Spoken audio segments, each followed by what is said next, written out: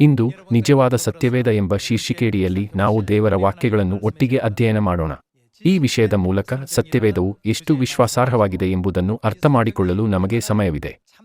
ಸತ್ಯವೇದವು ಸತ್ಯವಾದ ವಿಷಯಗಳನ್ನು ಸಾಕ್ಷೀಕರಿಸುತ್ತದೆ ಮತ್ತು ಸತ್ಯವಾದ ಸಂಗತಿಗಳನ್ನು ನಮಗೆ ಹೇಳುತ್ತದೆ ಎಂದು ಖಚಿತಪಡಿಸಿಕೊಳ್ಳಲು ನಮಗೆ ಸಮಯವಿದೆ. ನಾವು ವಾಸಿಸುವ ಭೂಮಿ ಎಂಬ ಗ್ರಹವು ಒಂದು ಸಣ್ಣ ಗ್ರಹವಾಗಿದೆ. ಅದರ ವ್ಯಾಸವು ಕೇವಲ 12,760 ಕಿಲೋಮೀಟರ್ಗಳು. ಈ ಸಣ್ಣ ಗ್ರಹದಲ್ಲಿ 700 ಕೋಟಿ ಜನರು ಒಟ್ಟಿಗೆ ವಾಸಿಸುತ್ತಿದ್ದಾರೆ. ಈ ಅನೇಕ ಜನರ ಬಗ್ಗೆ ಯೋಚಿಸುವಾಗ ಪ್ರತಿಯೊಬ್ಬರೂ ದೇವರನ್ನು ಅರಿತುಕೊಂಡರೆ ಮತ್ತು ವಿಶ್ವವನ್ನು ಸೃಷ್ಟಿಸಿದ ಆತನನ್ನು ನಂಬಿದರೆ ಎಷ್ಟು ಒಳ್ಳೆಯದು ಎಂದು ನಾನು ಕಲ್ಪಿಸಿಕೊಂಡೆ. ಈ ಭೂಮಿಯು ಪರಲೋಕದಲ್ಲಿ ಪಾಪ ಮಾಡಿದ ಪಾಪಿಗಳು ಜೀವಿಸುವ ಆಶ್ರಯ ನಗರವಾಗಿದೆ. ಹಾಗಾಗಿ ಪಾಪಿಗಳಾದ ನಾವೆಲ್ಲರೂ ಈ ಸತ್ಯವನ್ನು ಅರಿತು ನಮ್ಮ ಪಾಪಗಳ ಬಗ್ಗೆ ಪಶ್ಚಾತ್ತಾಪಪಟ್ಟು ಕಳೆದುಹೋದ ಪರಲೋಕ ರಾಜ್ಯವನ್ನು ಪುನಃ ಸ್ಥಾಪಿಸಿದರೆ ಅದಕ್ಕಿಂತ ಹೆಚ್ಚಿನ ಸಂತೋಷವು ಯಾವುದೂ ಇರುವುದಿಲ್ಲ. ದುರದೃಷ್ಟವಶಾತ್ ಅನೇಕ ಜನರು ಅದನ್ನು ಮಾಡಲು ವಿಫಲರಾಗಿದ್ದಾರೆ. ಜನರು ತಾವು ಪಾಪಿಗಳು ಎಂದು ಅರಿತುಕೊಳ್ಳಲು ವಿಫಲರಾಗಲು ಮತ್ತು ಪಶ್ಚಾತ್ತಾಪ ಪಡಲು ಮತ್ತು ಪರಲೋಕ ರಾಜ್ಯವನ್ನು ಪುನಃ ಸ್ಥಾಪಿಸಲು ವಿಫಲರಾಗಲು ಒಂದು ದೊಡ್ಡ ಕಾರಣವೆಂದರೆ ಅವರು ಸತ್ಯವೇದವು ಅವೈಜ್ಞಾನಿಕ ಮತ್ತು ತರ್ಕಬದ್ಧವಲ್ಲ ಎಂದು ಭಾವಿಸುತ್ತಾರೆ. ನಾವು ಬೋಧಿಸುವಾಗ ಹಾಗೆ ಯೋಚಿಸುವ ಜನರನ್ನು ಸುಲಭವಾಗಿ ಭೇಟಿ ಮಾಡಬಹುದು. ಹಾಗಾದರೆ ಸತ್ಯವೇದವು ಅವೈಜ್ಞಾನಿಕ ಮತ್ತು ತರ್ಕಬದ್ಧವೇ? ಖಂಡಿತ ಇಲ್ಲ.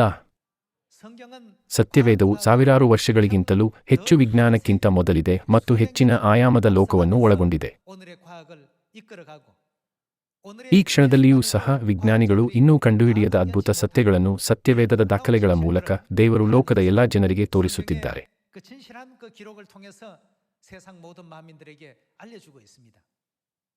ನಾವು ವಿಜ್ಞಾನ ಮತ್ತು ಸತ್ಯವೇದವನ್ನು ಹೋಲಿಕೆ ಮಾಡೋಣ. ವಿಜ್ಞಾನವೆಂದರೆ ವಿಜ್ಞಾನಿಗಳು ಮೊದಲು ಒಂದು ಊಹೆಯನ್ನು ನಿರ್ಧರಿಸುತ್ತಾರೆ ಮತ್ತು ಅನೇಕ ಪ್ರಯೋಗಗಳ ನಂತರ ಸಕಾರಾತ್ಮಕ ಪುರಾವೆಗಳೊಂದಿಗೆ ಊಹೆಯು ನಿಜವೆಂದು ಸಾಬೀತಾದರೆ ಸಿದ್ಧಾಂತವು ವ್ಯಾಪಕವಾಗಿ ಅಂಗೀಕರಿಸಲ್ಪಟ್ಟರೆ ಜನರು ಅದನ್ನು ವಿಜ್ಞಾನ ಎಂದು ಕರೆಯುತ್ತಾರೆ. ವಿಜ್ಞಾನಿಗಳು ತಮ್ಮ ಪ್ರಯೋಗಗಳ ಫಲಿತಾಂಶವನ್ನು ಸಮ್ಮೇಳನದಲ್ಲಿ ಪ್ರಸ್ತುತಪಡಿಸುತ್ತಾರೆ ಅಥವಾ ಅದನ್ನು ವೈಜ್ಞಾನಿಕ ಪತ್ರಿಕೆಗೆ ಸಲ್ಲಿಸುತ್ತಾರೆ. ಸಾಮಾನ್ಯ ಜನರಿಗೆ ಸಹ ಒಂದು ಊಹೆಯನ್ನು ಹೀಗೆ ತಲುಪಿಸಲಾಗಿ ಸಾಮಾನ್ಯ ಜ್ಞಾನವಾಗುತ್ತದೆ. ಈ ರೀತಿಯಾಗಿ ವೈಜ್ಞಾನಿಕ ಸಿದ್ಧಾಂತವು ಜನರಿಗೆ ವ್ಯಾಪಕವಾಗಿ ಪರಿಚಿತವಾಗಲು ಕಾರ್ಯವಿಧಾನಗಳ ಸರಣಿಯ ಮೂಲಕ ಹೋಗಬೇಕು. ಎಷ್ಟಾದರೂ ಸತ್ಯವೇದದ ಕುರಿತು ಏನಾಗಿದೆ? ಸತ್ಯವೇದವು ಮೊದಲಿನಿಂದಲೂ ಸತ್ಯವನ್ನು ಹೇಳುತ್ತದೆ. ಸತ್ಯವೇದದಲ್ಲಿ ಇದು ನೀರಿನ ಚಕ್ರವನ್ನು ವಿವರಿಸುತ್ತದೆ. ಇದು ನೀರಿನ ಪರಿಚಲನೆ. ಆಕಾಶದಿಂದ ಮಳೆ ಬೀಳುತ್ತದೆ, ಮಳೆಯ ನೀರು ಗಾಳಿಯಲ್ಲಿ ಆವಿಯಾಗುತ್ತದೆ ಮತ್ತು ನೀರಿನ ಆವಿ ಮೋಡಗಳಾಗಿ ಮಾರ್ಪಟ್ಟ ನಂತರ ಮತ್ತೆ ಜನರ ಮೇಲೆ ಬೀಳುತ್ತದೆ. ಜನರು ಹಲವಾರು ಪ್ರಯೋಗಗಳ ಮೂಲಕ ಈ ತತ್ವವನ್ನು ಕಂಡುಹಿಡಿದರು, ಆದರೆ ಸತ್ಯವೇದದಲ್ಲಿ ಈಗಾಗಲೇ ಸಾವಿರಾರು ವರ್ಷಗಳ ಹಿಂದೆಯೇ ದಾಖಲಿಸಲಾಗಿದೆ.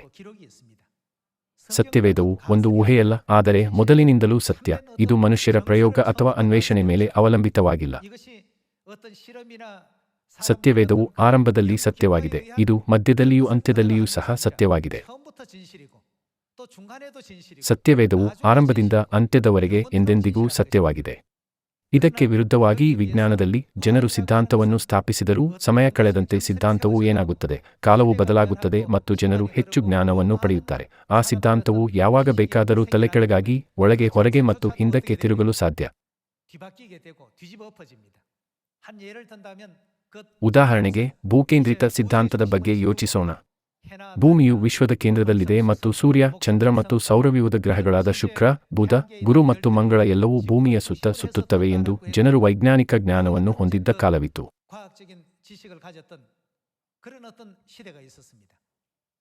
ಇದು ಪ್ರಧಾನ ವೈಜ್ಞಾನಿಕ ಜ್ಞಾನವಾಗಿ ಕಾರ್ಯನಿರ್ವಹಿಸಿತು. ಆದರೆ ಸಮಯ ಕಳೆದಂತೆ ಅದು ಏನಾಯಿತು? ಇದು ತಪ್ಪು ಎಂದು ಜನ ತಿಳಿದುಕೊಂಡರು. ಸೂರ್ಯ ಕೇಂದ್ರಿತ ಸಿದ್ಧಾಂತವೇ ಸರಿ. ಈ ರೀತಿಯಾಗಿ ಮನುಷ್ಯನ ಸಿದ್ಧಾಂತಗಳನ್ನು ಸುಲಭವಾಗಿ ಬದಲಾಯಿಸಬಹುದು. ಎಷ್ಟಾದರೂ ಸಾವಿರಾರು ವರ್ಷಗಳ ಹಿಂದೆ ಅವರು ಹೇಳಿದ ದೇವರ ಮಾತುಗಳ ಕುರಿತು ಏನಾಗಿದೆ? ವಾಕ್ಯಗಳು ನಂತರ ಬದಲಾಗುವುದನ್ನು ನೀವು ಎಂದಾದರೂ ನೋಡಿದ್ದೀರಾ? ಅವರು ಒಮ್ಮೆ ನುಡಿದ ದೇವರ ಮಾತುಗಳು ಬದಲಾಗುವುದಿಲ್ಲ, ಆದರೆ ನಿರಂತರತೆಯನ್ನು ಹೊಂದಿವೆ.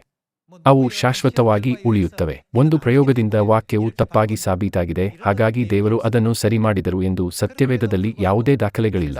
ಆದಾಗ್ಯೂ ಲೋಕದಲ್ಲಿರುವ ಬಹುತೇಕ ಜನರು ದೇವರ ಮಾತುಗಳಿಗಿಂತ ವಿಜ್ಞಾನಿಗಳ ಮಾತುಗಳ ಮೇಲೆ ಹೆಚ್ಚು ಅವಲಂಬಿತರಾಗಿದ್ದಾರೆ. ಇದು ತುಂಬಾ ದುಃಖಕರವಾಗಿದೆ. ದೇವರು ಮೊದಲಿನಿಂದಲೂ ಸತ್ಯವನ್ನು ಹೇಳಿದರು ಮತ್ತು ಇಂದು ಸತ್ಯವನ್ನು ಹೇಳುತ್ತಿದ್ದಾರೆ ಮತ್ತು ಶಾಶ್ವತವಾಗಿ ಸತ್ಯದಲ್ಲಿ ಅಸ್ತಿತ್ವದಲ್ಲಿರುತ್ತಾರೆ. ಹಾಗಾಗಿ ಸ್ವತಃ ದೇವರೇ ಸತ್ಯ ಎಂದು ನಾವು ಸುಲಭವಾಗಿ ಹೇಳಬಹುದು. ಹಾಗಾಗಿ ಇಂದು ಸತ್ಯವೇದವು ಅವೈಜ್ಞಾನಿಕ, ಅವಾಸ್ತವಿಕ ಮತ್ತು ತರ್ಕಬದ್ಧವಾಗಿದೆಯೇ ಎಂಬುದನ್ನು ಪರಿಶೀಲಿಸೋಣ. ಎಲ್ಲವನ್ನೂ ದೃಢೀಕರಿಸಲು ಉತ್ತಮ ಮಾರ್ಗವೆಂದರೆ ಸತ್ಯವೇದದ ಮೂಲಕ ಪರಿಶೀಲಿಸುವುದು ಎಂದು ನಾನು ಭಾವಿಸುತ್ತೇನೆ. ನಾವು ಯೋಬನು ಅಧ್ಯಾಯ 26ಕ್ಕೆ ಹೋಗೋಣ. ಈ ಪ್ರಸ್ತುತ ಸಮಯವನ್ನು ಆರಂಭಿಕ ಹಂತವಾಗಿ ಬಳಸಿಕೊಂಡು ಯೋಬನ ಪುಸ್ತಕವು 3500 ವರ್ಷಗಳ ಹಿಂದೆ ಬರೆಯಲ್ಪಟ್ಟಿತು. ಆತನು ಎಲ್ಲಿ? ಶೂನ್ಯದ ಮೇಲೆ ಉತ್ತರ ದಿಕ್ಕನ್ನು ವಿಸ್ತರಿಸಿ. ಇದರ ಅರ್ಥ ವಿಶ್ವದಲ್ಲಿ ಎಂದಾಗಿದೆ. ಮತ್ತು ಭೂಮಿಯ ಬಗ್ಗೆ ಏನು? ಭೂಲೋಕವನ್ನು ಯಾವ ಆಧಾರವೂ ಇಲ್ಲದೆ ತೂಗಹಾಕಿದ್ದಾನೆ. ದೇವರು ಭೂಲೋಕವನ್ನು ಯಾವ ಆಧಾರವೂ ಇಲ್ಲದೆ ತೂಗಹಾಕಿದ್ದಾನೆ ಎಂದು ಸತ್ಯವೇದವು ಹೇಳುತ್ತದೆ. 3500 ವರ್ಷಗಳ ಹಿಂದೆ ವಾಸಿಸುತ್ತಿದ್ದ ಜನರ ವೈಜ್ಞಾನಿಕ ಜ್ಞಾನದಿಂದ ದೇವರು ಭೂಲೋಕವನ್ನು ಯಾವ ಆಧಾರವೂ ಇಲ್ಲದೆ ತೂಗಹಾಕಿದ್ದಾನೆ ಎಂಬ ವಾಕ್ಯಗಳನ್ನು ಒಪ್ಪಿಕೊಳ್ಳಲು ಸಾಧ್ಯವಿಲ್ಲ. ಐಸಾಕ್ ನ್ಯೂಟನ್ ಗುರುತ್ವಾಕರ್ಷಣೆಯ ನಿಯಮವನ್ನು ಕಂಡುಹಿಡಿಯುವವರೆಗೂ ವಚನ 7ರಲ್ಲಿರುವ ದೇವರ ವಾಕ್ಯಗಳನ್ನು ಅರ್ಥಮಾಡಿಕೊಳ್ಳಲು ಯಾರಿಗೂ ಸಾಧ್ಯವಾಗಲಿಲ್ಲ. ಇಂದು ಐಸಾಕ್ ನ್ಯೂಟನ್ ಬಗ್ಗೆ ನಮಗೆ ಚೆನ್ನಾಗಿ ತಿಳಿದಿದೆ. ನ್ಯೂಟನ್ ಗುರುತ್ವಾಕರ್ಷಣೆಯ ನಿಯಮವನ್ನು ಕಂಡುಹಿಡಿಯುವವರೆಗೂ ಗ್ರಹಗಳು ಒಂದರ ಮೇಲೊಂದು ಎಳೆಯುವ ನಿರ್ದಿಷ್ಟ ಆಕರ್ಷಣೆಯಿಂದ ಬಾಹ್ಯಾಕಾಶದಲ್ಲಿ ತೇಲುತ್ತವೆ ಎಂಬ ಅಂಶದ ಬಗ್ಗೆ ವೈಜ್ಞಾನಿಕ ವಿವರಣೆಯನ್ನು ಮಾಡಲು ಯಾರಿಗೂ ಸಾಧ್ಯವಾಗಲಿಲ್ಲ. ನ್ಯೂಟನ್ ಕೇವಲ 400 ವರ್ಷಗಳ ಹಿಂದೆ ಗುರುತ್ವಾಕರ್ಷಣೆಯ ನಿಯಮವನ್ನು ಕಂಡುಹಿಡಿದರು. ಆದರೆ ನಮ್ಮ ದೇವರು ಈ ಸತ್ಯವನ್ನು 3000 ವರ್ಷಗಳ ಹಿಂದೆ ದಾಖಲಿಸಿದ್ದಾರೆ. ಸುಮಾರು 3500 ವರ್ಷಗಳ ಹಿಂದೆ ಯೋಬನ ಪುಸ್ತಕದಲ್ಲಿ ದಾಖಲಿಸಿದ್ದಾರೆ. ಯೋಬನು ಅಧ್ಯಾಯ 26 ವಚನ 7ರಲ್ಲಿ ದೇವರು ಅದನ್ನು ಹೇಳಿದರು. ಆತನು ಶೂನ್ಯದ ಮೇಲೆ ಉತ್ತರ ದಿಕ್ಕನ್ನು ವಿಸ್ತರಿಸಿ. ಮತ್ತು ಅವರು ಏನು ಮಾಡಿದರು? ಭೂಲೋಕವನ್ನು ಯಾವ ಆಧಾರವೂ ಇಲ್ಲದೆ ತೂಗಹಾಕಿದ್ದಾನೆ. ಆ ಕಾಲದ ಜ್ಞಾನದಿಂದ ದೇವರ ಈ ಮಾತುಗಳನ್ನು ಅರ್ಥಮಾಡಿಕೊಳ್ಳಲು ಯಾವುದೇ ಮಾರ್ಗವಿರಲಿಲ್ಲ. ಯಾರಿಗೂ ಅರ್ಥವಾಗಲಿಲ್ಲ. 3500 ವರ್ಷಗಳಿಗಿಂತಲೂ ಹೆಚ್ಚು ಕಾಲ ವಿಜ್ಞಾನಕ್ಕಿಂತ ಮೊದಲೇ ವಾಕ್ಯಗಳನ್ನು ತಿಳಿಸುವ ದೇವರು ಭೂಮಿಯನ್ನು ಯಾವ ಆಧಾರವೂ ಇಲ್ಲದೆ ತೂಗು ಹಾಕಿದ್ದಾರೆ ಎಂದು ಬರೆಯಲಾಗಿದೆ. ಭೂಮಿಯು ಅಂತರಿಕ್ಷದಲ್ಲಿ ಯಾವ ಆಧಾರವೂ ಇಲ್ಲದೆ ತೂಗು ಹಾಕಲಾಗಿದೆ ಎಂಬ ಅಂಶವು 3000 ವರ್ಷಗಳ ಹಿಂದಿನ ದಾಖಲೆಯಲ್ಲಿ ಕಂಡುಬರುತ್ತದೆ. ಆದರೆ ವಾಸ್ತವದಲ್ಲಿ ದೇವರು ಆಕಾಶ ಮತ್ತು ಭೂಮಿಯನ್ನು ಸೃಷ್ಟಿಸಿದಾಗಿನಿಂದ ಭೂಮಿಯನ್ನು ತೂಗು ಹಾಕಿದ್ದಾರೆ, ಅಲ್ಲವೇ? ಆಕಾಶ ಮತ್ತು ಭೂಮಿಯನ್ನು ಸೃಷ್ಟಿಸಿದ ದೇವರು ಎಲ್ಲವನ್ನೂ ತಿಳಿದಿದ್ದಾರೆ. ಮುಂದಿನ ಪೀಳಿಗೆಗೆ ಅದನ್ನು ತಲುಪಿಸಲು ಪ್ರವಾದಿಗಳು ಮನುಷ್ಯರ ಭಾಷೆಯಲ್ಲಿ ಸತ್ಯವೇದವನ್ನು ದಾಖಲಿಸುವ ಮೊದಲು ಅವರು ಎಲ್ಲವನ್ನೂ ತಿಳಿದಿದ್ದರು. ಆದರೆ ನಮ್ಮ ಆತ್ಮರಕ್ಷಣೆಗಾಗಿ ದೇವರು ಈಗಾಗಲೇ ತಿಳಿದಿರುವ ಮತ್ತು ಸ್ವತಃ ಈಗಾಗಲೇ ಮಾಡಿದ ವಿಷಯಗಳನ್ನು ದಾಖಲಿಸಿದ್ದಾರೆ. ದೀರ್ಘಕಾಲದವರೆಗೆ ದೇವರು ನಮ್ಮ ಆತ್ಮರಕ್ಷಣೆಗಾಗಿ ಕೆಲಸ ಮಾಡಿದ್ದಾರೆ. ಎಷ್ಟಾದರೂ ಕೆಲವು 100 ವರ್ಷಗಳ ಹಿಂದೆ ಭೂಮಿಯು ಅಂತರಿಕ್ಷದಲ್ಲಿ ಯಾವ ಆಧಾರವೂ ಇಲ್ಲದೆ ತೂಗು ಹಾಕಲಾಗಿದೆ ಎಂಬ ಅಂಶವನ್ನು ವಿಜ್ಞಾನವು ಕಂಡುಹಿಡಿದಿದೆ. ಮನುಷ್ಯರ ವೈಜ್ಞಾನಿಕ ಜ್ಞಾನವು ತುಂಬಾ ಚಿಕ್ಕದಾಗಿದೆ.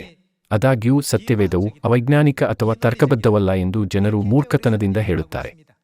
ಅಂತಹ ಮಾತುಗಳನ್ನು ಕೇಳಿದಾಗಲೆಲ್ಲ ನನಗೆ ತುಂಬಾ ದುಃಖವಾಗುತ್ತದೆ. ಅಷ್ಟೇ ಅಲ್ಲ, ನಾವು ಯೋಬನು ಅಧ್ಯಾಯ 36 ವಚನ 24ಕ್ಕೆ ಹೋಗೋಣ. ಮನುಷ್ಯರು ಕೀರ್ತಿಸಿರುವ ಆತನ ಕೆಲಸವನ್ನು ಹೊಗಳಲು ಮರೆಯಬೇಡ. ಎಲ್ಲಾ ಮನುಷ್ಯರು ಅದನ್ನು ಕಂಡಿದ್ದಾರೆ, ನನ್ನನ್ನು ದೂರದಿಂದ ನೋಡುತ್ತಾನಷ್ಟೇ. ಆಹಾ, ದೇವರು ಮಹೋನ್ನತನಾಗಿದ್ದಾನೆ, ನಾವು ಆತನನ್ನು ಅರಿಯಲಾರೆವು, ಆತನ ವರುಷಗಳು ಅಸಂಖ್ಯಾತವಾಗಿವೆ. ನೀರಿನ ಹನಿಗಳನ್ನು ಎಳೆದುಕೊಳ್ಳುವನು, ಅವು ತಿಳಿಮಳೆಯಾಗಿ ಆತನ ಮಂಜಿನಿಂದ ಉದುರುವವು.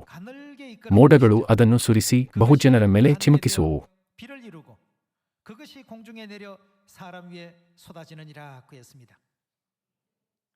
ಈ ವಚನದಲ್ಲಿ ದೇವರು ಜಲಚಕ್ರದ ಬಗ್ಗೆ ಮಾತನಾಡುತ್ತಿದ್ದಾರೆ. ದೇವರು ನೀರಿನ ಹನಿಗಳನ್ನು ಎಳೆದುಕೊಳ್ಳುವನು ಎಂದು ಬರೆಯಲಾಗಿದೆ. ಆವಿಯಾದಾಗ ನೀರು ಏನಾಗಿ ಬದಲಾಗುತ್ತದೆ? ನದಿಗಳು, ಸಮುದ್ರಗಳು ಮತ್ತು ನಮ್ಮ ಸುತ್ತಲೂ ಇರುವ ನೀರು ಆವಿಯಾಗಿ ಬದಲಾಗುತ್ತದೆ ಮತ್ತು ಸತ್ಯವೇದವು ಅದನ್ನು ಅವನು ನೀರಿನ ಹನಿಗಳನ್ನು ಎಳೆದುಕೊಳ್ಳುವನು ಎಂದು ವಿವರಿಸುತ್ತದೆ. ಅವು ತಿಳಿಮಳೆಯಾಗಿ ಆತನ ಮಂಜಿನಿಂದ ಉದುರುವವು. ಮೋಡಗಳು ಅದನ್ನು ಸುರಿಸಿ ಬಹುಜನರ ಮೇಲೆ ಚಿಮುಕಿಸುವವು. ನೀರು ಗಾಳಿಯಲ್ಲಿ ನೀರಿನ ಸಣ್ಣ ಹನಿಗಳು ಅಥವಾ ಮಂಜು ಸ್ಫಟಿಕಗಳಾಗಿ ಬದಲಾಗುತ್ತದೆ ಮತ್ತು ಅವು ಮೋಡಗಳನ್ನು ರೂಪಿಸುವವರೆಗೆ ಒಟ್ಟಿಗೆ ಅಂಟಿಕೊಳ್ಳುತ್ತವೆ ಮತ್ತು ಸರಿಯಾದ ತಾಪಮಾನದಲ್ಲಿ ಅವು ಭೂಮಿಯ ಮೇಲೆ ಮನುಕುಲದ ಮೇಲೆ ಬೀಳುತ್ತವೆ. ಮತ್ತೆ ಹೇಳಬೇಕೆಂದರೆ ಭೂಮಿಯ ಮೇಲ್ಮೈಯಲ್ಲಿರುವ ನೀರು ಆಕಾಶಕ್ಕೆ ಹೋಗುತ್ತದೆ ಮತ್ತು ನಂತರ ಅದು ಘನೀಕರಿಸುತ್ತದೆ ಮತ್ತು ಭೂಮಿ ಮತ್ತು ಮನುಕುಲದ ಮೇಲೆ ಬೀಳುತ್ತದೆ. ಇದು ಜಲಚಕ್ರವಾಗಿದೆ. ದೇವರು ಈಗಾಗಲೇ 3500 ವರ್ಷಗಳ ಹಿಂದೆ ಯೋಬನ ಮೂಲಕ ಈ ಜಲಚಕ್ರವನ್ನು ವಿವರಿಸಿದ್ದಾರೆ.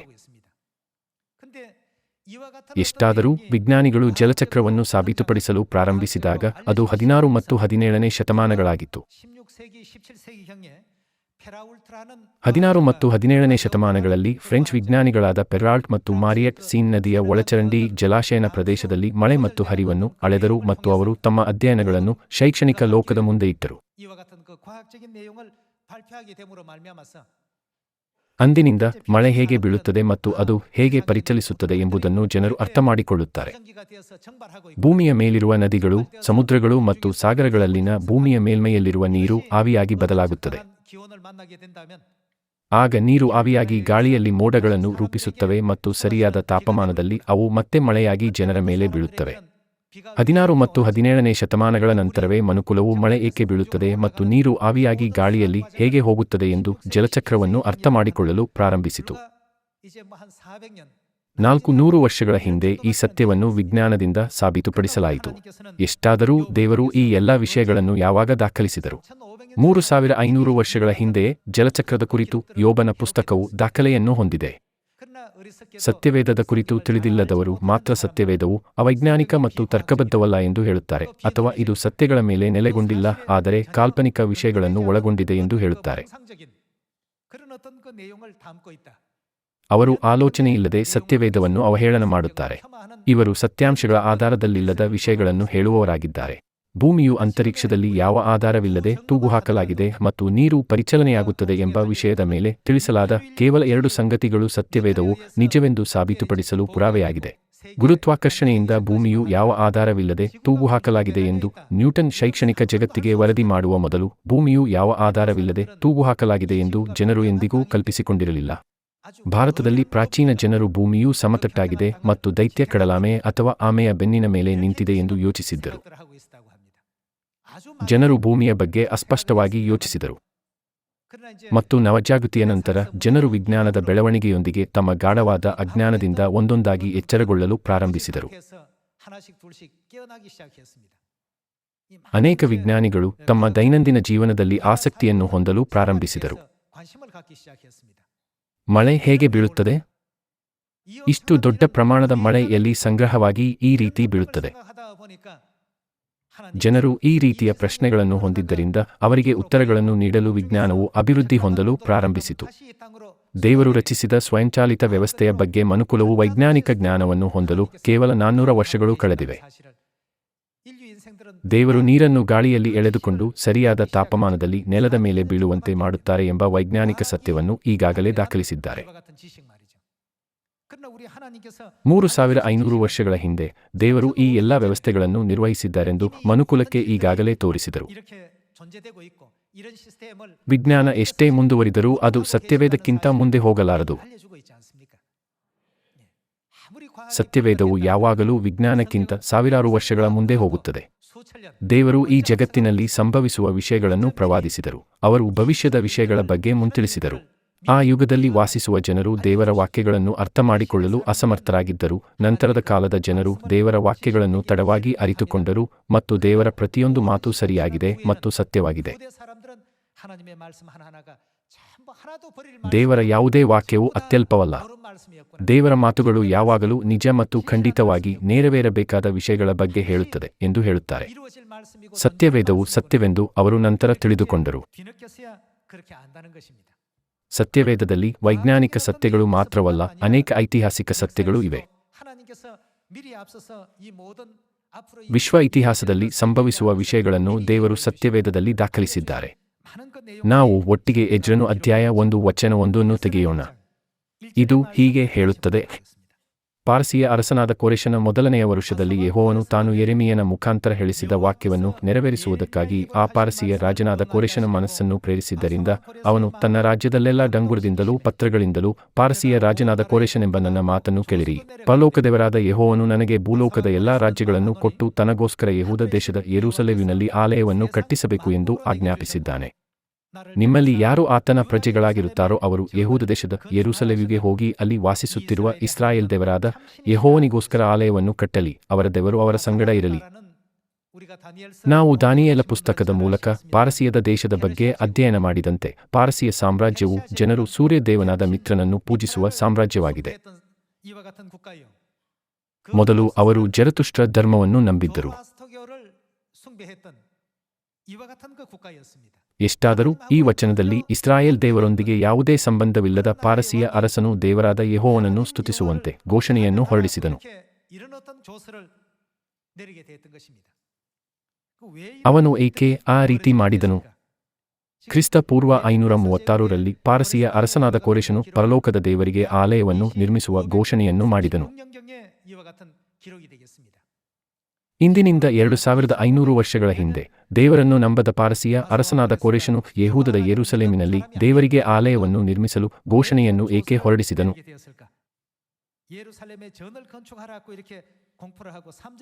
ನಾವು 3ನೇ ವಚನದೊಂದಿಗೆ ಮುಂದುವರಿಸೋಣ. ನಿಮ್ಮಲ್ಲಿ ಯಾರು ಆತನ ಪ್ರಜೆಗಳಾಗಿರುತ್ತಾರೋ ಅವರು ಯೆಹೂದ ದೇಶದ ಯೆರೂಸಲೇಮಿಗೆ ಹೋಗಿ ಅಲ್ಲಿ ವಾಸಿಸುತ್ತಿರುವ ಇಸ್ರಾಯೇಲ್ ದೇವರಾದ ಯೆಹೋವನಿಗೋಸ್ಕರ ಆಲಯವನ್ನು ಕಟ್ಟಲಿ, ಅವರ ದೇವರು ಅವರ ಸಂಗಡ ಇರಲಿ. ಉತ್ತರದಲ್ಲಿ ಕೋರೆಷನು ದೇವರ ಆಲಯವನ್ನು ನಿರ್ಮಿಸಲು ಘೋಷಣೆ ಮಾಡಿದನು ಮತ್ತು ಆಲಯದ ನಿರ್ಮಾಣಕ್ಕೆ ಹೆಚ್ಚಿನ ವಸ್ತುಗಳೊಂದಿಗೆ ಇಸ್ರಾಯೇಲನ್ನು ಬೆಂಬಲಿಸಿದನು. ಬಾಬೆಲಿನಲ್ಲಿ ಸೆರೆಯಾಳಾಗಿದ್ದ ಇಸ್ರಾಯೇಲ್ಯರನ್ನು ಸಹ ಅವರು ಬಿಡುಗಡೆ ಮಾಡಿದರು. ಹಾಗಾಗಿ ಅವರು ತಮ್ಮ ದೇಶಕ್ಕೆ ಹಿಂತಿರುಗಿ ದೇವರಿಗೆ ಆಲಯವನ್ನು ನಿರ್ಮಿಸಿದರು. ಇದು ಅದ್ಭುತವಲ್ಲವೇ? ಇದರ ಕುರಿತು ಯೋಚಿಸಿ. ಯಾವುದೇ ಯುಗದಲ್ಲಿ ಒಂದು ದೇಶವು ಇನ್ನೊಂದು ದೇಶವನ್ನು ವಶಪಡಿಸಿಕೊಂಡರೆ ವಶಪಡಿಸಿಕೊಂಡ ಜನರು ದಾಸರಾಗಬೇಕು ಮತ್ತು ಶತ್ರುಗಳ ಸೇವೆ ಮಾಡಬೇಕು. ಇದು ವಿಶೇಷವಾಗಿ ಪ್ರಾಚೀನ ಕಾಲದಲ್ಲಿ ಸಾಮಾನ್ಯ ಮತ್ತು ವಾಡಿಕೆಯ ವಿಧಾನವಾಗಿತ್ತು. ಕೋರೆಷನು ಬಾಬೆಲನ್ನು ವಶಪಡಿಸಿಕೊಂಡಾಗ ಇಸ್ರಾಯೇಲ್ಯರು ಬಾಬೆಲ್ ಜನರಿಂದ ಬಂಧಿತರಾಗಿ ಅಲ್ಲಿ ವಾಸವಾಗಿದ್ದರು. ಇಸ್ರಾಯೇಲ್ಯರು ಬಾಬೆಲ್ ಜನರಿಗೆ ದಾಸರಾಗಿ ತಮ್ಮ ಸೇವೆ ಸಲ್ಲಿಸಿದ್ದರಿಂದ ಅವರು ಪಾರಸಿಯರ ದಾಸರಾಗಿ ಅವರಿಗೂ ಸಹ ಸೇವೆಯನ್ನು ಸಲ್ಲಿಸಿದರು, ಏಕೆಂದರೆ ಬಾಬೆಲ್ ಪಾರಸಿಯರಿಂದ ವಶಪಡಿಸಿಕೊಂಡಿತು. ಅವರು ಪಾರಸಿಯರಿಗೆ ದಾಸರಾಗಿ ಸೇವೆ ಸಲ್ಲಿಸಬೇಕು ಎಂದು ನೀಡಲಾಗಿದೆ. ಇಲ್ಲಿ ಆಶ್ಚರ್ಯಕರವಾದ ವಿಷಯವೆಂದರೆ ಕೋರೆಷನು ಮಾಡಿದ ವಿಷಯ. ಕೋರೆಷನು ಅನೇಕ ವಿಜಯಶಾಲಿಗಳಂತೆ ವರ್ತಿಸಲಿಲ್ಲ ಮತ್ತು ಎಲ್ಲ ಇಸ್ರಾಯೇಲರನ್ನು ಬಿಡುಗಡೆ ಮಾಡಿದನು. ಇದು ಬಹಳ ವಿಪರ್ಯಾಸ ಎಂದು ಇತಿಹಾಸಕಾರರು ಹೇಳುತ್ತಾರೆ. ಬೇರೆ ರೀತಿಯಲ್ಲಿ ಹೇಳುವುದಾದರೆ ಪಾರಸಿಯ ಅರಸನಾದ ಕೋರೆಷನು ಇಸ್ರಾಯೇಲರಿಗೆ ವಿಜಯಶಾಲಿಯ ಪಾತ್ರವನ್ನು ವಹಿಸಲಿಲ್ಲ, ಆದರೆ ಬಾಬೆಲಿನ ದಬ್ಬಾಳಿಕೆಯಿಂದ ಇಸ್ರಾಯೇಲರನ್ನು ಬಿಡುಗಡೆ ಮಾಡಿದ ವಿಮೋಚಕನಾಗಿ ಕೆಲಸ ಮಾಡಿದನು. ಅವನು ಇಸ್ರಾಯೇಲರನ್ನು ದಾಸತ್ವದಿಂದ ಬಿಡುಗಡೆ ಮಾಡಿದನು.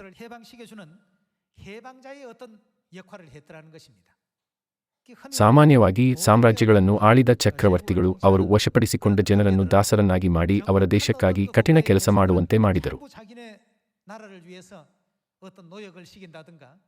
ಇದು ಸಾಮಾನ್ಯವಾಗಿ ನಡೆಯುತ್ತಿತ್ತು. ಎಷ್ಟಾದರೂ ಪಾರಸಿಯ ಅರಸನಾದ ಕೋರೆಷನು ತಾನು ವಶಪಡಿಸಿಕೊಂಡ ಸಾಮ್ರಾಜ್ಯದ ಜನರಾಗಿದ್ದ ಇಸ್ರಾಯೇಲ್ಯರನ್ನು ದಾಸರನ್ನಾಗಿ ಮಾಡಲಿಲ್ಲ, ಬದಲಿಗೆ ಅವರು ದೇವರಿಗೆ ಆಲಯವನ್ನು ನಿರ್ಮಿಸಿ ದೇವರನ್ನು ಆರಾಧಿಸಲು ಇಸ್ರಾಯೇಲರನ್ನು ಬಿಡುಗಡೆ ಮಾಡಿದರು. ಪಾರಸಿಯ ಅರಸನಾದ ಕೋರೆಷನು ದೇವರಾದ ಯೆಹೋವನನ್ನು ನಂಬಿದ್ದರೆ ಅದೇ ದೇವರಲ್ಲಿ ಅವನ ನಂಬಿಕೆಯಿಂದಾಗಿ ಅವನು ಇಸ್ರಾಯೇಲ್ಯರನ್ನು ವಿಮೋಚನೆಗೊಳಿಸಬಹುದಿತ್ತು. ಎಷ್ಟಾದರೂ ಆ ಸಮಯದಲ್ಲಿ ಅವನು ಆಳ್ವಿಕೆ ಮಾಡಿದ ಮೇದ್ಯ ಮತ್ತು ಪಾರಸಿಯ ಸಾಮ್ರಾಜ್ಯವು ಸಾಂಪ್ರದಾಯಿಕವಾಗಿ ಜರತುಷ್ಟ್ರ ಧರ್ಮ ಅಥವಾ ಮಿತ್ರೋಪಾಸನೆ ರೂಪದಲ್ಲಿ ಸೂರ್ಯದೇವನನ್ನು ಪೂಜಿಸುತ್ತಿತ್ತು. ಇನ್ನೊಂದು ಧರ್ಮವನ್ನು ನಂಬಿದ ಸಾಮ್ರಾಜ್ಯವು ದೇವರಾದ ಯೆಹೋವನನ್ನು ನಂಬಿದ ಜನರನ್ನು ದಾಸರನ್ನಾಗಿ ಮಾಡಲಿಲ್ಲ, ಆದರೆ ಅವರನ್ನು ಬಿಡುಗಡೆ ಮಾಡಿತು. ಅದ್ಭುತ ಅಲ್ಲವೇ?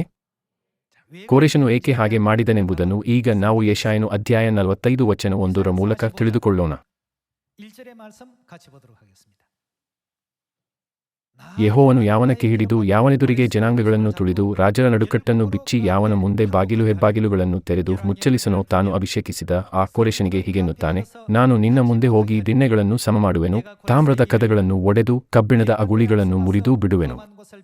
ನಿನ್ನ ಹೆಸರು ಹಿಡಿದು ಕರೆಯುವ ನಾನು ಯೆಹೋವನು, ಇಸ್ರಾಯೇಲ್ಯರ ದೇವರು ಎಂದು ನೀನು ತಿಳಿದುಕೊಳ್ಳುವ ಹಾಗೆ ಕತ್ತಲಲ್ಲಿ ಬಚ್ಚಿಟ್ಟಿರುವ ಆಸ್ತಿಪಾಸ್ತಿಯನ್ನು ಗುಪ್ತ ಸ್ಥಳಗಳಲ್ಲಿ ಮರೆಮಾಡಿದ ನಿಧಿನಿಕ್ಷೇಪವನ್ನು ನಿನಗೆ ಕೊಡುವೆನು. ನನ್ನ ಸೇವಕನಾದ ಯಾಕೋಬಿಗಾಗಿ ನಾನು ಆದುಕೊಂಡ ಇಸ್ರಾಯೇಲಿಗಾಗಿ ಹೆಸರು ಹಿಡಿದು ನಿನ್ನನ್ನು ಕರೆದಿದ್ದೇನೆ. ನೀನು ನನ್ನನ್ನು ಅರಿಯದವನಾಗಿದ್ದರೂ ನಿನಗೆ ಬಿರುದನ್ನು ದಯಪಾಲಿಸಿದ್ದೇನೆ. ನಾನೇ ಯೆಹೋವ, ಇನ್ನು ಯಾವನೂ ಅಲ್ಲ, ನಾನು ಹೊರತು ಯಾವ ದೇವರೂ ಇಲ್ಲ. ನೀನು ನನ್ನನ್ನು ಅರಿಯದವನಾಗಿದ್ದರೂ ನಿನಗೆ ನಡುಕಟ್ಟುವೆನು.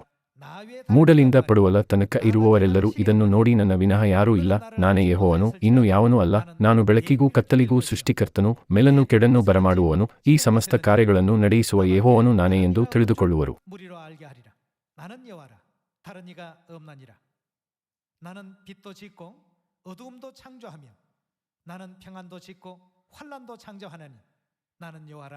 이 모든 일을 행하는 자니라 하였노라 하고 했습니다.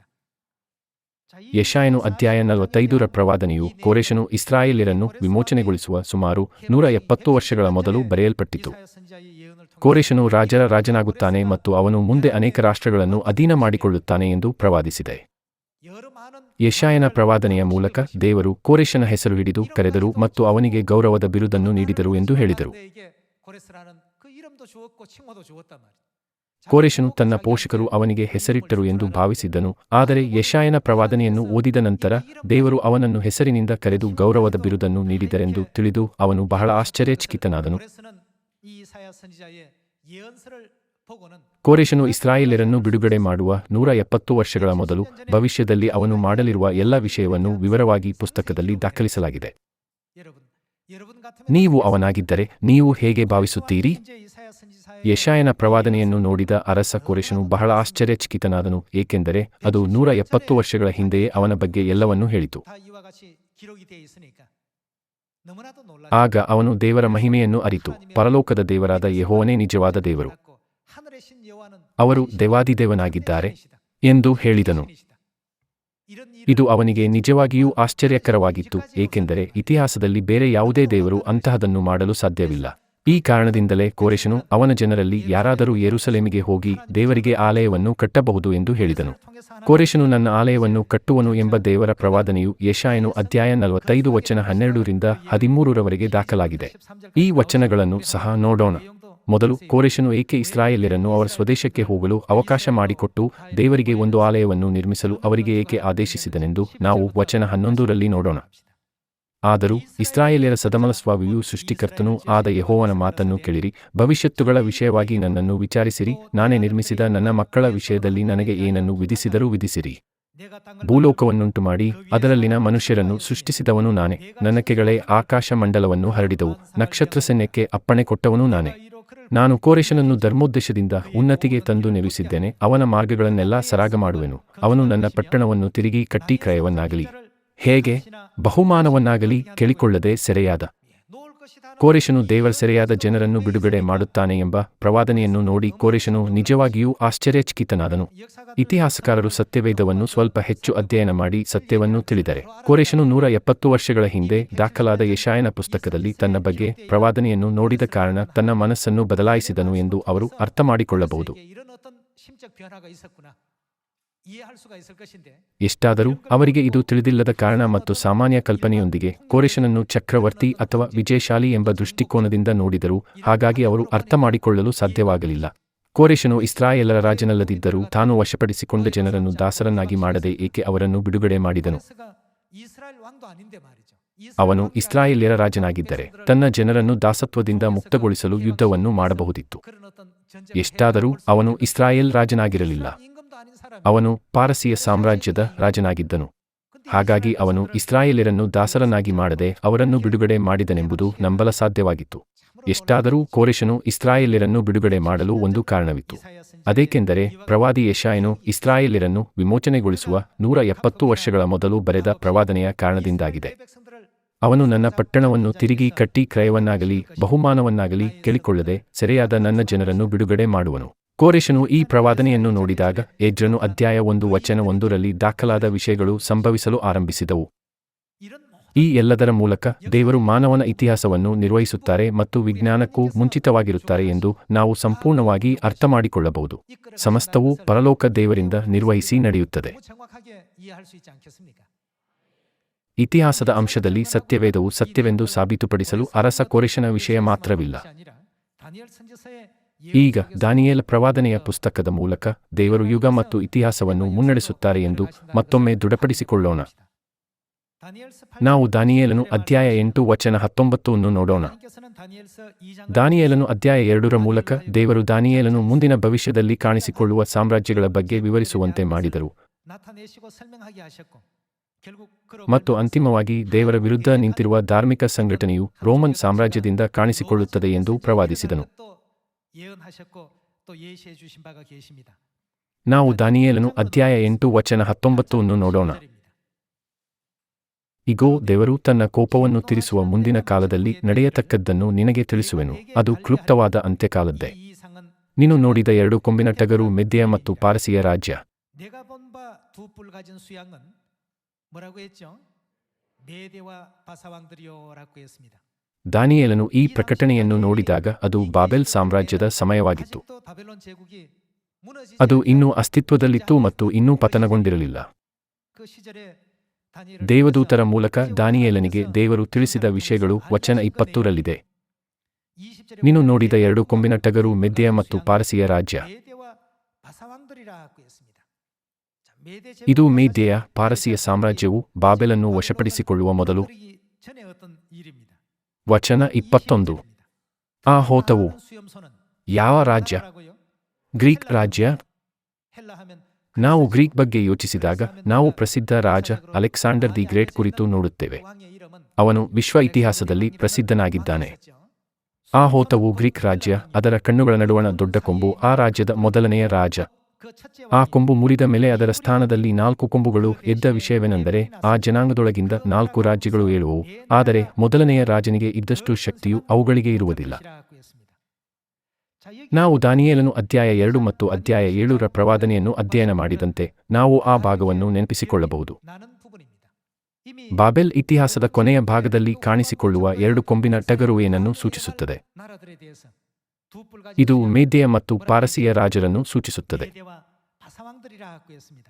ದಾನಿಯೇಲನು ಅಧ್ಯಾಯ 7ರ ಮೂಲಕ ಪಾರಸಿಯ ಸಾಮ್ರಾಜ್ಯವು ಒಗ್ಗೂಡಿ ಬಾಬೆಲ್ ಸಾಮ್ರಾಜ್ಯವನ್ನು ಉರುಳಿಸಿತು ಮತ್ತು ಅವರ ಸಾಮ್ರಾಜ್ಯವನ್ನು ವಿಸ್ತರಿಸಿತು ಎಂದು ನಾವು ಈಗಾಗಲೇ ಕಲಿತಿದ್ದೇವೆ. 우리가 공부를 한 바가 있습니다. ದಾನಿಯೇಲನು ಅಧ್ಯಾಯ 8ರಲ್ಲಿ ಇದನ್ನು ಟಗರು ಎಂದು ಸೂಚಿಸಲಾಯಿತು ಮತ್ತು ಮೇದ್ಯೆಯ ಪಾರಸಿಯ ರಾಜರು ಏಳುವರು ಎಂದು ಪ್ರವಾದಿಸಿದನು. 그다음 21절에 ನಾವು ವಚನ 21 ಓದುವುದನ್ನು ಮುಂದುವರಿಸೋಣ. ಆ ಹೋತವು ಗ್ರೀಕ್ ರಾಜ್ಯ. ಇದರರ್ಥ ಅಲೆಕ್ಸಾಂಡರ್ ದಿ ಗ್ರೇಟ್ ಗ್ರೀಕ್ನಿಂದ ಕಾಣಿಸಿಕೊಳ್ಳುತ್ತಾನೆ. ಅದರ ಕಣ್ಣುಗಳ ನಡುವಣ ದೊಡ್ಡ ಕೊಂಬು, ಬಹಳ ದೊಡ್ಡ ಕೊಂಬು, ಆ ರಾಜ್ಯದ ಮೊದಲನೆಯ ರಾಜ. ಅವನು Alexander the great. Alexander the great ತನ್ನ 25ನೇ ವಯಸ್ಸಿನಲ್ಲಿ ತನ್ನ ದಂಡಯಾತ್ರೆಯನ್ನು ಪ್ರಾರಂಭಿಸಿದನು ಮತ್ತು ಅವನು 33 ವರ್ಷ ವಯಸ್ಸಿನವರೆಗೆ 8 ವರ್ಷಗಳ ಅಲ್ಪಾವಧಿಗೆ ಯುದ್ಧಗಳ ಮೂಲಕ ಅನೇಕ ದೇಶಗಳನ್ನು ವಶಪಡಿಸಿಕೊಂಡನು. ನಂತರ ಅವನು ಮ್ಯಾಸೆಡೋನಿಯಾದಿಂದ ಭಾರತಕ್ಕೆ ವಿಸ್ತರಿಸಿದ ಅಗಾಧ ಸಾಮ್ರಾಜ್ಯವನ್ನು ರಚಿಸಿದನು. ಅಲೆಕ್ಸಾಂಡರ್ ದಿ ಗ್ರೇಟ್ ತುಂಬಾ ಶಕ್ತಿಶಾಲಿಯಾಗಿದ್ದರೂ ಅಂತಹ ವಿಶಾಲವಾದ ಪ್ರದೇಶವನ್ನು ವಶಪಡಿಸಿಕೊಂಡ ನಂತರ ಬೇಗನೆ ಮರಣ ಹೊಂದಿದನು. ಅವನ ಮರಣದ ನಂತರ ಸಾಮ್ರಾಜ್ಯವು ವಿಭಜನೆಯಾಯಿತು. ಅದನ್ನು ಎಷ್ಟು ಭಾಗಗಳಾಗಿ ವಿಂಗಡಿಸಲಾಗಿದೆ?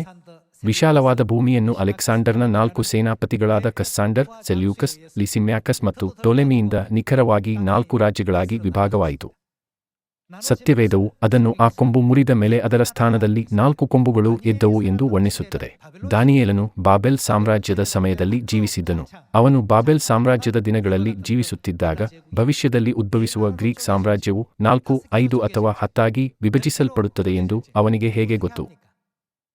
ಪ್ರತಿಯೊಂದು ಯುಗ ಮತ್ತು ಇತಿಹಾಸವನ್ನು ಮುನ್ನಡೆಸುವ ದೇವರ ದೈವಿಕ ಯೋಜನೆಯ ಮೂಲಕ ಎಲ್ಲವೂ ನೆರವೇರುತ್ತದೆ. ಈ ಪ್ರವಾದನೆಗಳು ಇತಿಹಾಸದಲ್ಲಿ ನಿಖರವಾಗಿ ನೆರವೇರಿದವು. ಎಲ್ಲಾ ವಿಷಯಗಳು ದೇವರ ದೈವಿಕ ಯೋಜನೆಯಲ್ಲಿ ಇರುವುದರಿಂದ ಗ್ರೀಕ್ ಎಂಬ ಹೆಸರಿನ ಸಾಮ್ರಾಜ್ಯವು ಕಾಣಿಸಿಕೊಳ್ಳುತ್ತದೆ ಎಂದು ಪ್ರವಾದಿಸಬಹುದು. ದಾನಿಯೇಲನು ಜೀವಿಸಿದ ಬಾಬೆಲ್ ಸಾಮ್ರಾಜ್ಯದ ಸಮಯದಲ್ಲಿ ಗ್ರೀಕ್ ಎಂಬ ಹೆಸರು ಹೇಳಲಾಯಿತು. ನೀವು ಏನು ಯೋಚಿಸುತ್ತೀರಿ? ಸತ್ಯವೇದವು ಅವೈಜ್ಞಾನಿಕವೇ? ಇದು ಐತಿಹಾಸಿಕವೇ? ಯಾರೊಬ್ಬರು, ಒಬ್ಬ ವ್ಯಕ್ತಿಯು ಊಹಿಸಲು ಅಥವಾ ಮುಂತಿಳಿಸಲು ಸಾಧ್ಯವಾಗದ ಪ್ರವಾದನೆಗಳನ್ನು ಸತ್ಯವೇದವು ನಮಗೆ ಸ್ಪಷ್ಟವಾಗಿ ತೋರಿಸುತ್ತದೆ. ಇದು ಯಾರ ಮಾತುಗಳು? ಅದೇಕೆಂದರೆ ಸತ್ಯವೇದವು ದೇವರ ವಾಕ್ಯವಾಗಿದೆ. ದೇವರು ವಿಜ್ಞಾನದ ಎಲ್ಲಾ ತತ್ವಗಳಿಗೆ ಮುಂಚಿತವಾಗಿರುತ್ತಾರೆ ಮತ್ತು ಅವರು ನಮಗೆ ಅತ್ಯಂತ ಪ್ರಮುಖವಾದ ಪ್ರವಾದನೆಯನ್ನು ತಿಳಿಸಿದರು. ದಾನಿಯೇಲನು ಅಧ್ಯಾಯ 8, ಯೆಶಾಯನು ಅಧ್ಯಾಯ 45 ಮತ್ತು ಎಜ್ರನು ಅಧ್ಯಾಯ 1ರ ಪ್ರವಾದನೆಯ ಮೂಲಕ ಇತಿಹಾಸವು ನಡೆದಿದೆ ಮತ್ತು ಎಲ್ಲಾ ಯುಗಗಳು ದೇವರ ಕೈಯಿಂದ ನಿರ್ವಹಿಸಲ್ಪಡುತ್ತವೆ ಎಂದು ನಾವು ಸಂಪೂರ್ಣವಾಗಿ ಅರ್ಥಮಾಡಿಕೊಳ್ಳಬಹುದು. ಹಾಗಾದರೆ ಈಗ ನಾವು ಭವಿಷ್ಯದಲ್ಲಿ ಹೋಗಲಿರುವ ಪರಲೋಕ ಸಾಮ್ರಾಜ್ಯದ ಬಗ್ಗೆ ಯೋಚಿಸದೇ ಇರಲು ಸಾಧ್ಯವಿಲ್ಲ. ವಿಜ್ಞಾನ, ಇತಿಹಾಸ ಹೀಗೆ ಎಲ್ಲವೂ ದೇವರ ಚಿತ್ತದಿಂದಲೇ ನಡೆದಿವೆ. ದೇವರು ನಮಗೆ ವೈಜ್ಞಾನಿಕ ಅಥವಾ ಐತಿಹಾಸಿಕ ಸತ್ಯಗಳನ್ನು ಮುಂಚಿತವಾಗಿ ತಪ್ಪಿಲ್ಲದ ನಿಖರತೆಯಿಂದ ತಿಳಿಯುವಂತೆ ಮಾಡಿದರು. ಅವುಗಳಲ್ಲಿ ಪ್ರವಾದನೆಯ ಸಾರವು ದಾನಿಯೇಲನು ಅಧ್ಯಾಯ 7 ಎಂದು ನಾವು ಹೇಳಬಹುದು. ಚಿಕ್ಕ ಕೊಂಬು ಮೊಳೆತು 3 ಕೊಂಬುಗಳನ್ನು ಕಿತ್ತು ಹಾಕಿತು. ಇದು ನಿಜವಾಗಿ ದೇವರ ಅದ್ಭುತ ಕಾರ್ಯವಾಗಿತ್ತು. ನೀವೆಲ್ಲರೂ ಅದರ ಬಗ್ಗೆ ಈಗಾಗಲೇ ಅಧ್ಯಯನ ಮಾಡಿರುವುದರಿಂದ ನಾನು ಅದನ್ನು ಮತ್ತೆ ಹೇಳುವ ಅಗತ್ಯವಿಲ್ಲ. ಇದನ್ನು ಯೋಚಿಸಿದರೆ ದೇವರು ಇಲ್ಲ ಮತ್ತು ಪರಲೋಕ ರಾಜ್ಯವಿಲ್ಲ ಎಂದು ನಾವು ಹೇಗೆ ಹೇಳಲು ಸಾಧ್ಯ? ನಿಸ್ಸಂದೇಹವಾಗಿ ದೇವರು ನಿಜವಾಗಿಯೂ ಅಸ್ತಿತ್ವದಲ್ಲಿದ್ದಾರೆ. ಅವರು ಅಸ್ತಿತ್ವದಲ್ಲಿಲ್ಲದಿದ್ದರೆ ಮನುಕುಲದ ಎಲ್ಲಾ ಕಲಿಕೆ ಮತ್ತು ವಿಜ್ಞಾನವನ್ನು ಮೀರಿದ ಪ್ರತಿಯೊಂದು ಯುಗ ಮತ್ತು ಇತಿಹಾಸವನ್ನು ಯಾರು ಮುನ್ನಡೆಸಲು ಸಾಧ್ಯ? ಸಮಸ್ತವನ್ನು ಆಳ್ವಿಕೆ ಮಾಡುವ ಈ ರೀತಿಯ ಮಹಾಶಕ್ತಿ ಯಾರಿಗೆ ಇರಬಹುದು? ಈ ಮಹತ್ಕಾರ್ಯವನ್ನು ದೇವರ ಹೊರತು ಬೇರೆ ಯಾರು ಮಾಡಬಹುದು? ಅವರಿಗೆ ದೊಡ್ಡ ಶಕ್ತಿ ಇದೆ. ಇದು ನಿಜವಾಗಿ ನಮ್ಮ ದೇವರ ಅದ್ಭುತ ಕಾರ್ಯವಾಗಿದೆ, ಸರ್ವಶಕ್ತ ದೇವರ ಅದ್ಭುತ ದೈವಿಕ ಯೋಜನೆ. ವೈಜ್ಞಾನಿಕ ಪುರಾವೆಗಳು ಮತ್ತು ಐತಿಹಾಸಿಕ ಪರಿಶೀಲನೆಯ ಮೂಲಕ ದೇವರು ನಿಜವಾಗಿಯೂ ಅಸ್ತಿತ್ವದಲ್ಲಿದ್ದಾರೆ ಎಂದು ನಾವು ದೃಢಪಡಿಸಿಕೊಂಡಿದ್ದೇವೆ. ನಮ್ಮ ದೇವರು ಅನ್ಯಜನಾಂಗದ ಅರಸನಾದ ಕೋರೆಷನು ದೇವರನ್ನು ಮೆಚ್ಚುವಂತೆ ಮತ್ತು ಹೊಗಳುವಂತೆ ಮಾಡಿದರು. ವಿಶ್ವ ಇತಿಹಾಸದಲ್ಲಿ ಅರಸ ಕೋರೆಷನನ್ನು ಕೋರೆಷ ದಿ ಗ್ರೇಟ್ ಎಂದು ಕರೆಯಲಾಗುತ್ತದೆ. ದೇವರ ದೈವಿಕ ಯೋಜನೆಯಲ್ಲಿ ಲೋಕದ ಅರಸರನ್ನು ಸಹ ದೇವರ ಜೊತೆ ಕೆಲಸಗಾರರನ್ನಾಗಿ ಬಳಸಲಾಗುತ್ತದೆ. ಇದು ನಮ್ಮ ದೇವರ ಅದ್ಭುತ ದೈವಿಕ ಯೋಜನೆ. ಹಾಗಾದರೆ ನಾವು ದೇವರ ಈ ಮಹತ್ಕಾರ್ಯಗಳನ್ನು ನೋಡುವಾಗ ನಮ್ಮ ನಡವಳಿಕೆ ಹೇಗಿರಬೇಕು? ಇದು ನನ್ನ ಇಂದಿನ ಕೊನೆಯ ಪ್ರಶ್ನೆ. ನಾವು ಪ್ರಕಟಣೆ ಅಧ್ಯಾಯ 21 ವಚನ 1 ನೋಡೋಣ. ತರುವಾಯ ನೂತನಾಕಾಶಮಂಡಲವನ್ನು ನೂತನ ಭೂಮಂಡಲವನ್ನು ಕಂಡೆನು. ಮೊದಲಿದ್ದ ಆಕಾಶಮಂಡಲವು ಮೊದಲಿದ್ದ ಭೂಮಂಡಲವೂ ಇಲ್ಲದೆ ಹೋದವು, ಇನ್ನೂ ಸಮುದ್ರವೂ ಇಲ್ಲ. ಇದಲ್ಲದೆ ಪರಿಶುದ್ಧ ಪಟ್ಟಣವಾದ ಹೊಸ ಯೆರೂಸಲೇಮು ಪರಲೋಕದಿಂದ ದೇವರ ಬಳಿಯಿಂದ ಇಳಿದು ಬರುವುದನ್ನು ಕಂಡೆನು. ಅದು ತನ್ನ ಗಂಡನಿಗೋಸ್ಕರ ಅಲಂಕೃತಳಾದ ಮದಲಗಿತ್ತಿಯಂತೆ ಶೃಂಗರಿಸಲ್ಪಟ್ಟಿತ್ತು. ಇದಲ್ಲದೆ ಸಿಂಹಾಸನದೊಳಗಿಂದ ಬಂದ ಮಹಾ ಶಬ್ದವು ನನಗೆ ಕೇಳಿಸಿತು. ಅದು, ಇಗೋ, ದೇವರ ನಿವಾಸವು ಮನುಷ್ಯರಲ್ಲಿ ಅದೆ. ಆತನು ಅವರೊಡನೆ ವಾಸಮಾಡುವನು, ಅವರು ಆತನಿಗೆ ಪ್ರಜೆಗಳಾಗಿರುವರು. ದೇವರು ತಾನೇ ಅವರ ಸಂಗಡ ಇರುವನು, ಅವರ ಕಣ್ಣೀರನ್ನೆಲ್ಲ ಒರೆಸಿಬಿಡುವನು. ಇನ್ನು ಮರಣವಿರುವುದಿಲ್ಲ, ಇನ್ನು ದುಃಖವಾಗಲಿ ಗೋಳಾಟವಾಗಲಿ ಕಷ್ಟವಾಗಲಿ ಇರುವುದಿಲ್ಲ, ಮೊದಲಿದ್ದದ್ದೆಲ್ಲ ಇಲ್ಲದೆ ಹೋಯಿತು ಎಂದು ಹೇಳಿತು. ಆಗ ಸಿಂಹಾಸನದ ಮೇಲೆ ಕೂತಿದ್ದವನು, ಇಗೋ, ಎಲ್ಲವನ್ನೂ ಹೊಸದು ಮಾಡುತ್ತೇನೆ ಅಂದನು. ಮತ್ತು ಒಬ್ಬನು ನನಗೆ, ಇದನ್ನು ಬರೆ, ಈ ಮಾತುಗಳು ನಂಬತಕ್ಕವುಗಳೂ ಸತ್ಯವಾದವುಗಳೂ ಆಗಿವೆ ಎಂದು ಹೇಳಿದನು.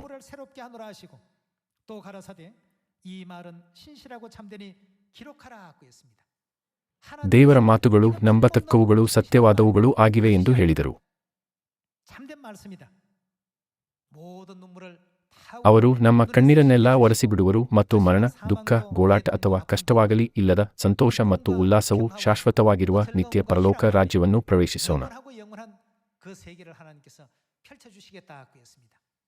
ವಿಜ್ಞಾನ ಮತ್ತು ಇತಿಹಾಸ ಸೇರಿದಂತೆ ಎಲ್ಲ ವಿಷಯಗಳನ್ನು ಇಂದಿನವರೆಗೂ ಯಾರು ಮುನ್ನಡೆಸಿ ಕೈಗೊಳ್ಳುತ್ತಿದ್ದಾರೆ? ಈಗ ಜನರು ಸ್ವಲ್ಪಮಟ್ಟಿಗೆ ಅದರ ಬಗ್ಗೆ ಜಾಗೃತರಾಗುತ್ತಾರೆ. ಒಳ್ಳೆಯ 3000 ವರ್ಷಗಳು ಕಳೆದ ನಂತರ ಜನರು ಓಂ, ದೇವರು ಲೋಕವನ್ನು ಸೃಷ್ಟಿಸಿದರು ಎಂಬುದು ನಿಜ, ಸತ್ಯವೇದದ ದಾಖಲೆಗಳು ನಿಜ ಮತ್ತು ಯಾವುದೇ ಸುಳ್ಳಿಲ್ಲ ಎಂದು ಯೋಚಿಸಲು ಆರಂಭಿಸಿದರು. ಯೋಬನ ಕಾಲದ ಜನರಿಗೆ ಆ ವೈಜ್ಞಾನಿಕ ಜ್ಞಾನವಿತ್ತೆ?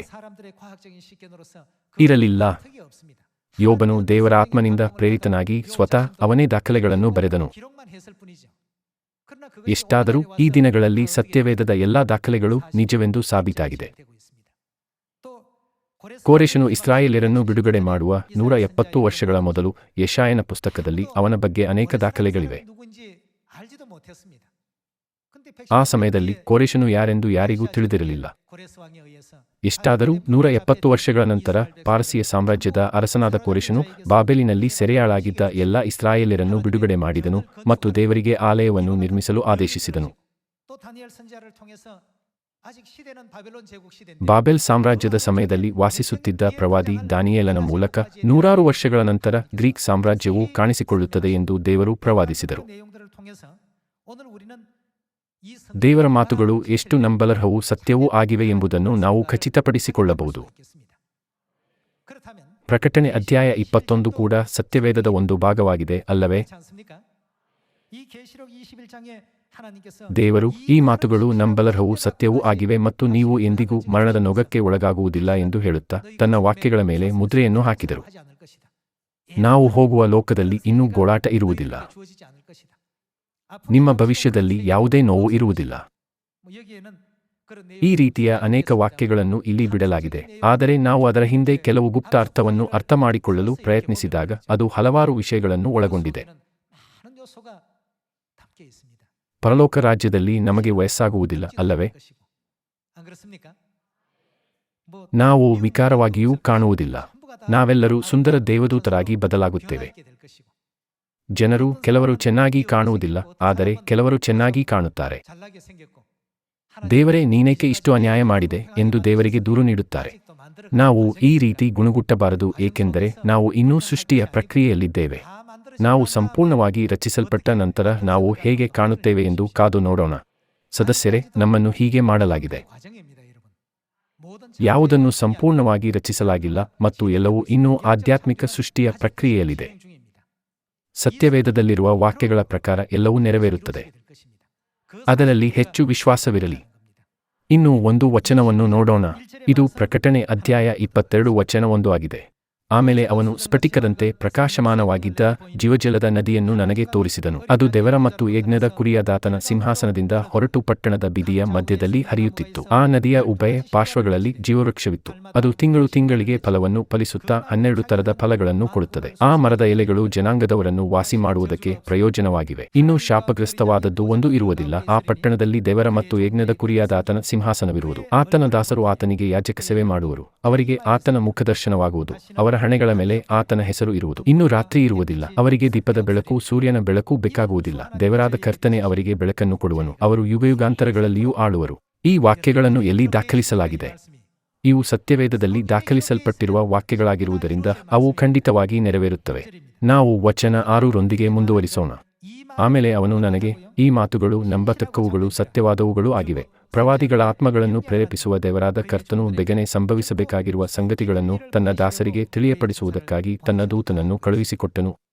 ಪ್ರಕಟಣೆ ಅಧ್ಯಾಯ 22ರಲ್ಲಿ ಅವರು ಯುಗಯುಗಾಂತರಗಳಲ್ಲಿಯೂ ಆಳುವರು ಎಂದು ಬರೆಯಲಾಗಿದೆ. ಈ ವಾಕ್ಯಗಳು ಸತ್ಯವೇದದಲ್ಲಿರುವ ಸತ್ಯವೂ ಆಗಿವೆ. ಪ್ರಕಟಣೆ ಅಧ್ಯಾಯ 21 ಮತ್ತು 22 ನಮ್ಮ ಭವಿಷ್ಯದಲ್ಲಿ ಅದ್ಭುತವಾದ ವೈಭವವನ್ನು ವಿವರಿಸುತ್ತದೆ. ಈ ಮಾತುಗಳು ನಂಬಲರ್ಹವೂ ಸತ್ಯವೂ ಆಗಿವೆ. ಗಮನವಿಟ್ಟು ಕೇಳಿ ಎಂಬ ಈ ವಾಕ್ಯಗಳೊಂದಿಗೆ ಸ್ವತಃ ದೇವರೇ ನಮಗೆ ಮನವರಿಕೆ ಮಾಡಿಕೊಟ್ಟಿದ್ದಾರೆ. ಈ ನಿರೀಕ್ಷೆಯನ್ನು ಹೊಂದುತ್ತಾ ನಾವು ನಂಬಿಕೆಯ ಓಟವನ್ನು ಹೆಚ್ಚು ಬಲಯುತವಾಗಿ ಓಡೋಣ. ಹಾಗಾಗಿ ಯಾರೊಬ್ಬರೂ ಪರಲೋಕ ರಾಜ್ಯಕ್ಕೆ ಹೋಗುವ ಹಾದಿಯಲ್ಲಿ ಬೀಳುವುದಿಲ್ಲ. ಚಿಯೋನಿನ ಎಲ್ಲಾ ಸದಸ್ಯರು ಒಟ್ಟಿಗೆ ಪರಲೋಕ ರಾಜ್ಯವನ್ನು ಪ್ರವೇಶಿಸುತ್ತಾರೆ ಎಂದು ನಿರೀಕ್ಷಿಸುತ್ತಾ ನಾನು ಇಂದಿನ ಪ್ರಸಂಗವನ್ನು ಮುಕ್ತಾಯಗೊಳಿಸುತ್ತೇನೆ. ಧನ್ಯವಾದಗಳು.